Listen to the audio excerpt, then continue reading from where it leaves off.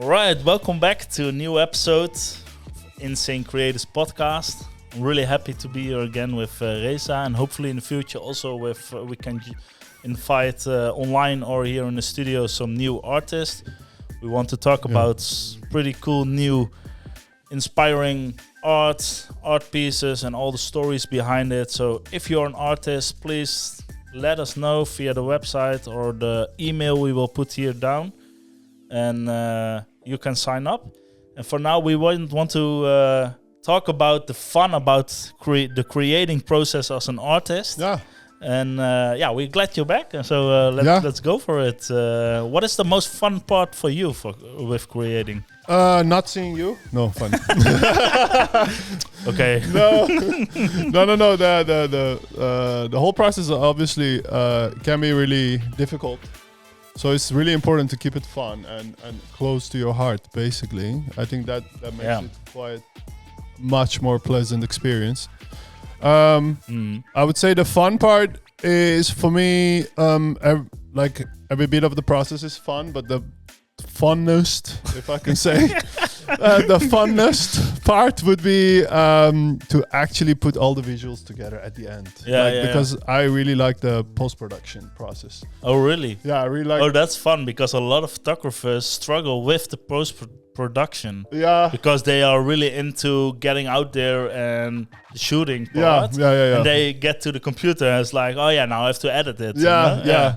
That's why it's really important to have, in my opinion, it's really important to have a clear vision before starting. Before even starting. Yeah. I totally agree with that. For me, it's like, I like the post-production as well, but I do enjoy more like the idea and the process of putting all the puzzle pieces together. And then it's really fun for me, like when a puzzle piece falls in the right place, it's like, oh yeah, like especially because you really do a lot cool, of crafts as well, craftsmanship, like the handcraft. I've seen your work. You do airbrushing, the headpieces, all that. That's also like not only photography, because you're also creating other things. It's like the meantime. airbrushing is more with liquid paint for the face paint.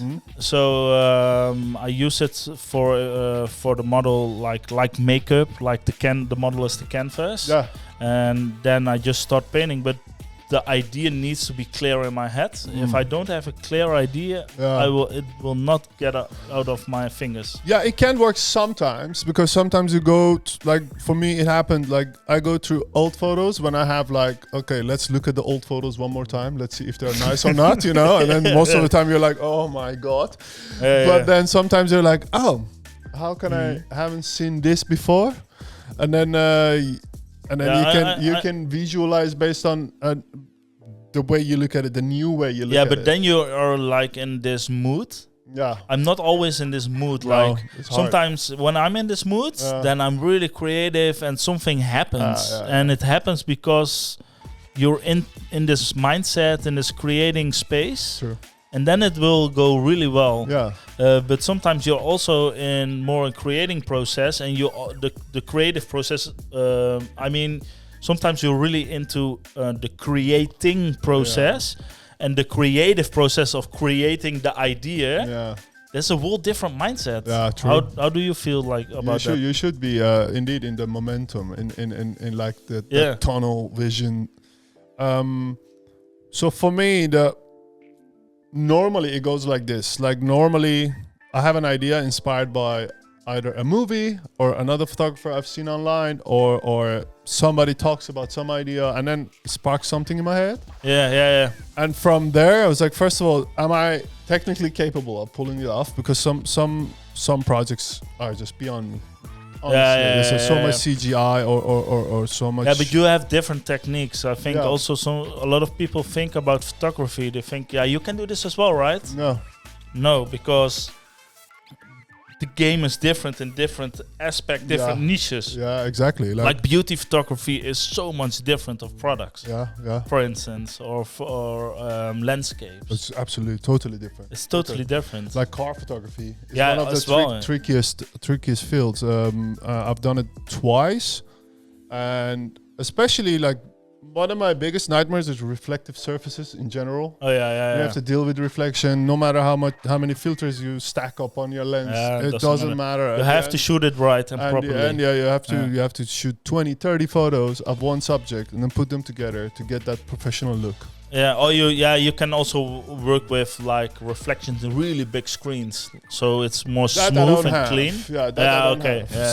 Unless I rent a place, but usually it starts with an idea, and then you go around and maybe ask a makeup artist, ask a model, ask this, ask that. And then put this is together. Also really sometimes a struggle with getting the team together. Yeah, because I have this idea.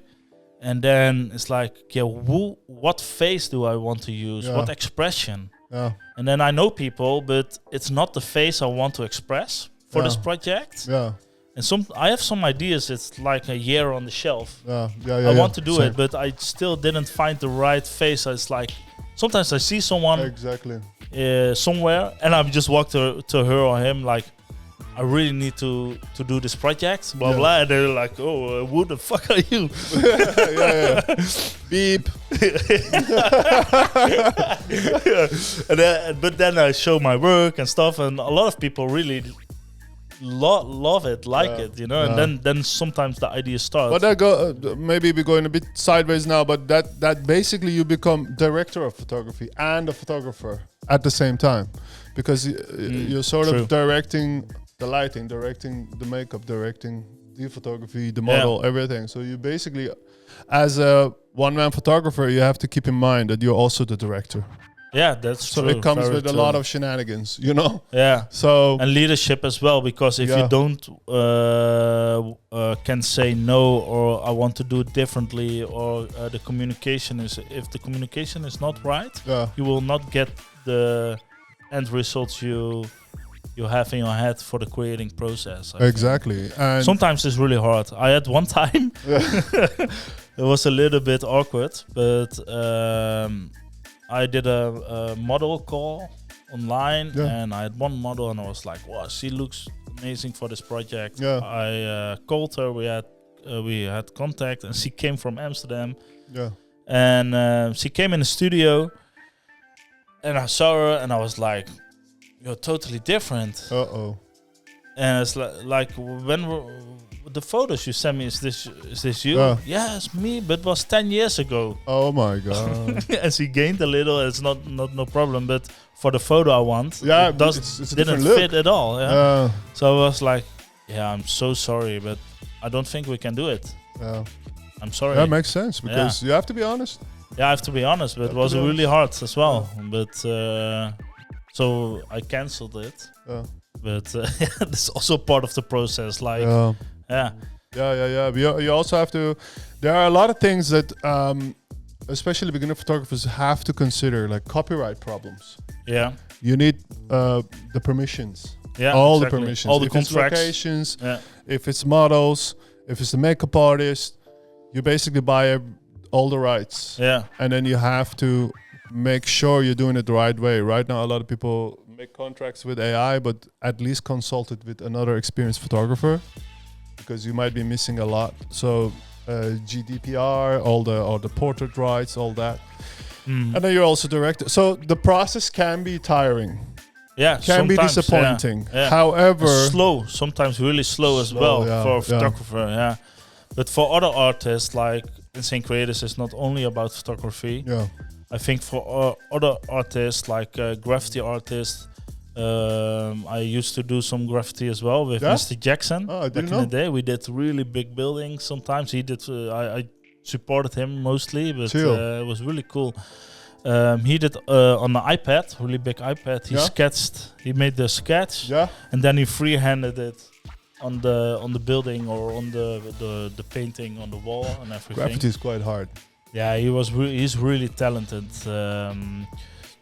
Change Boring Walls, it's called. Yeah. Shout out. Mr. Jackson, really cool guy. Yeah. And also a really big process, but it's different because you just need a wall and go there and do your craft. What still can be really hard, and you have to be a pro at it, and it takes a lot of effort.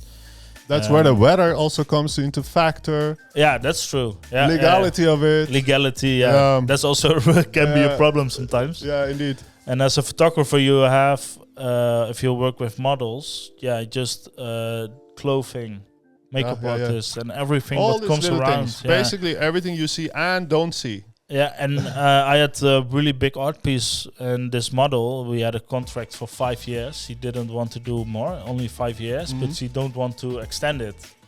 So then your work is also retired. What is sold, and the rest is retired. Yeah. So you have to, what comes to play, you have to consider and be tactful about it. Yeah, but then you also have to think about it. Okay, if you take it back, and prints are already sold, now what? So it has to be also in the contract. If the print's already sold to a client, sold is sold. Sold is sold. Yeah, that was in the contract. Nobody can reverse that. No, but that was also, it was like for 5 years I can sell the limited edition for the limit we discussed. Yeah.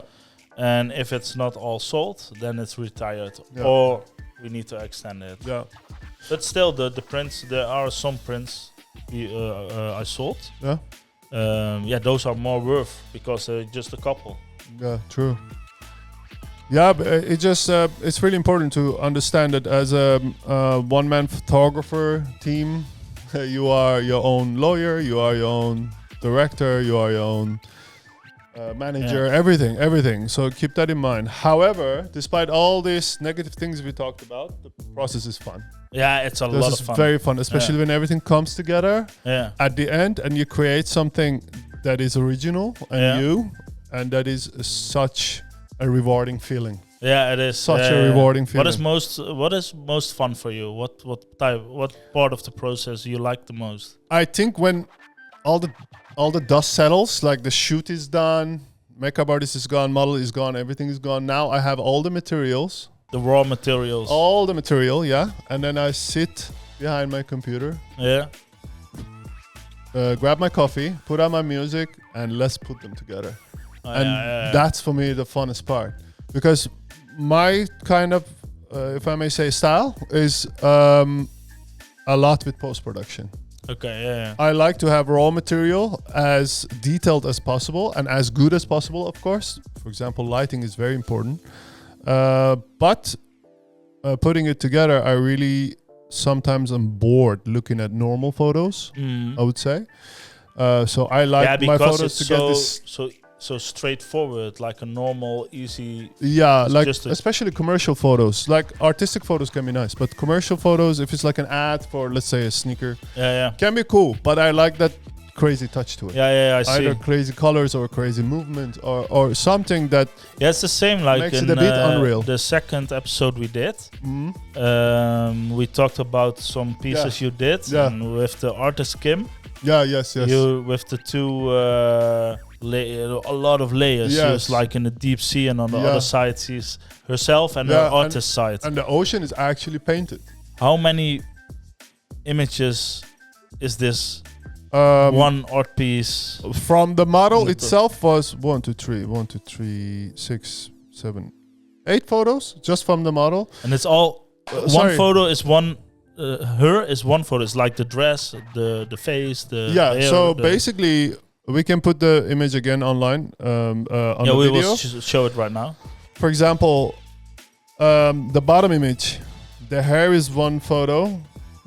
The upper body is one photo. The curvature of the middle body is one photo.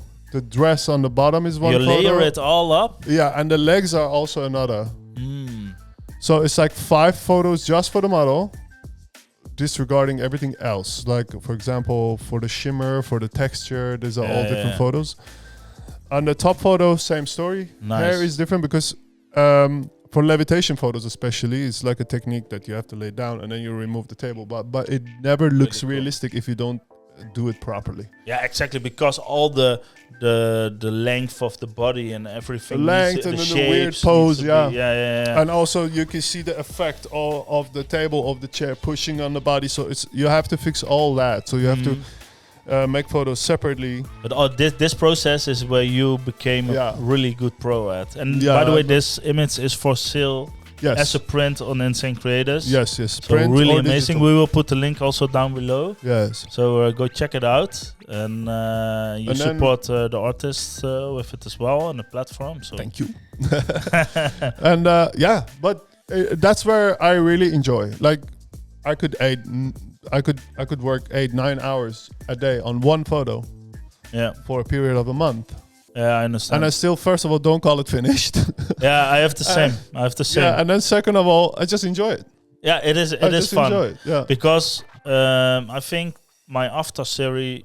I think one edit was also about 6-7 hours. One portrait. Yeah. And it's also because the coloring needs to be right. Yeah.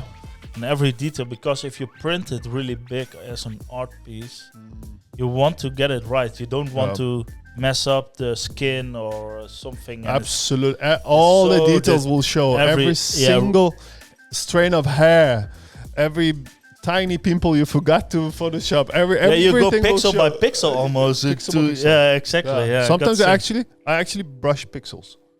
Yeah, and then you Just go to out get the like tone. how it's. Yeah, exactly. Yeah. And then having a big screen helps, but again, a screen is different than print.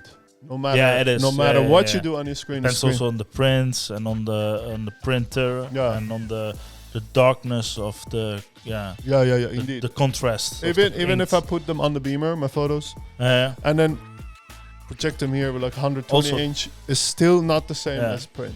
Yeah, and every print is also different. Every print is different. Yes. You never get the same print, even if it's the same image. Yeah. It's really cool. But I think it's a good reminder now to talk about how many different variety of prints you offer on the platform. Yeah, if you go to the link of Kim down, then you also can see we have like a really premium paper, like Hahnemühle paper. Mm-hmm. It's not Hahnemühle paper, but in the same range. It's one of the most premium art papers. Yeah. You can order just the print if you just want or collect separate prints. Mm-hmm. We have it in different small sizes, but also really big sizes. Mm-hmm. And it can also be framed, Mm. and it's also professionally framed by a framer. Yeah. With Passepartout and plexiglass. Yeah, plexiglass is nice. And Dibond. Yeah. Dibond we can go pretty big, and it's also really amazing premium quality. It's like I think the biggest size we can do in centimeters. We will do the inches down in the description or whatever. But it's I think 2 meters, 2.5 meter by 1.5 meter, 1 meter is a really big piece. On the website we have inches and centimeters, but I grew up with centimeters, so I always forget the translation of it. But every material is premium. That's also why it's a bit more expensive, and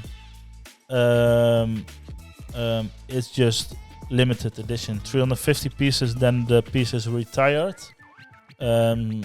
So that's it. And I think the difference is really cool because I hang it in a restaurant and also some other places, and people every time they hang some prints, like they are just amazed by the difference of quality. Yeah. And they said to me like we should do it before, because the restaurant or my place, I also have a really big company in the director's office. He said like the atmosphere here is so much different in a good way. He didn't knew that prints can do so much instead of a poster, or instead of just a A4 paper, for instance. It makes a totally difference. Great. Yeah. Yeah. How do you look at that? Regarding the prints and lifting up the atmosphere. Yeah. I think any kind of artwork can really lift up the atmosphere. I'm a photographer. I love photos. Yeah. But I've seen like certain illustrations that are amazing. Graffiti. Yeah. Can be another thing. If you have a whole wall with a nice graffiti. I've been to, I cannot name the places, but I've been to a few places that I looked at the photos on the walls and everything. Really I'm like, cool. amazing. Yeah, I think we should round it up. Yeah. Man. Thank you everybody for listening. And don't forget to hit the subscribe button and the like, and leave a comment, something like insane in the brain. Insane in the membrane. And thank you for watching, and we hope to see you in the next episode. Thank you very much. Goodbye.